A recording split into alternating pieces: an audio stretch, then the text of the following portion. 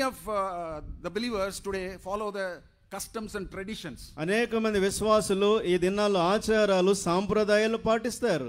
That has not changed at all. అది మార్పు చెందలేదు. You want to please your relatives or friends or somebody else. బంధువులను స్నేహితులను సంతోషపెట్టాలనుకుంటారు. We thank God you have come away from the Hindu religion and all those things. ప్రభువుకు స్తోత్రం. హైందవ మతము అలాంటి వాటి వెనుకటి చరిత్ర నుంచి వదిలి వచ్చినాం You బయటికి. have come away from the idols. కాబట్టి విగ్రహాలను వదిలి బయటకు But వచ్చాం. still some rituals and practices are there. అయితే ఇంకా కొన్ని ఆచార సాంప్రదాయాలు అభ్యసించుతూనే ఉన్నాం. I was in Hyderabad for 21 years. 21 సంవత్సరాలు నేను హైదరాబాద్ లో ఉన్నాను. I know some of the rituals and traditions what they do. వాళ్ళు చేసే కొన్ని ఆచారాలు సాంప్రదాయాలు ఏంటో నాకు తెలుసు. I know during the time of wedding what they do for the bride. వివాహ సమయాల్లో వధువుకు ఏం చేస్తారో నాకు తెలుసు. Full turmeric they'll apply. పూర్తి పసుపు పూసేస్తారు. And one elder in the assembly said, సంఘములో ఒక సంఘ పెద్ద అన్నాడు, brother, సహోదరుడా, you know why we apply that? పసుపు ఎందుకు రాస్తున్నామో తెలుసా? It is for infection to go. కాబట్టి దేహంలో ఉండేటువంటి ఇన్ఫెక్షన్ అంతా బయటికి పోవాలని. Why don't you use Dettol for that? దానికోసం డెటాల్ ఎందుకు వాడకూడదు?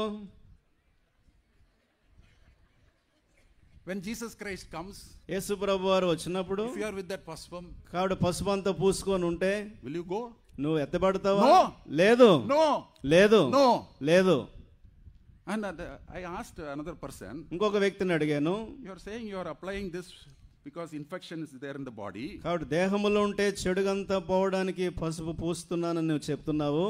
What about the wedding card? There also you are applying it. కాబట్టి వివాహ పత్రిక ఉంది కదా, దాని కూడా 4 వైపులా మరి బొట్లు పెట్టు. 4 corners they apply. 4 మూలల్లో పసుపు రాసేవు కదా, దాని సంగతి ఏంటి మరి? Card kuda infection ah? కార్డులో కూడా ఏమైనా ఇన్ఫెక్షన్ ఉందా? ఏంటిది? Old things are not passed away. పాత సంగతులు తొలగిపోలేదు, విడిచిపెట్టలేదు. ఇప్పుడైనా please remove all those things. దయచేసి ఇలాంటి వాటన్నిటిని విడిచిపెట్టండి. I am thinking about this. When the Lord comes, what you will be doing? How you will be? నేను ఇలా ఆలోచిస్తున్నా, ప్రభు వచ్చినప్పుడు నువ్వు ఎలా ఉంటావు? ఏ పనులు చేస్తున్నవానిగా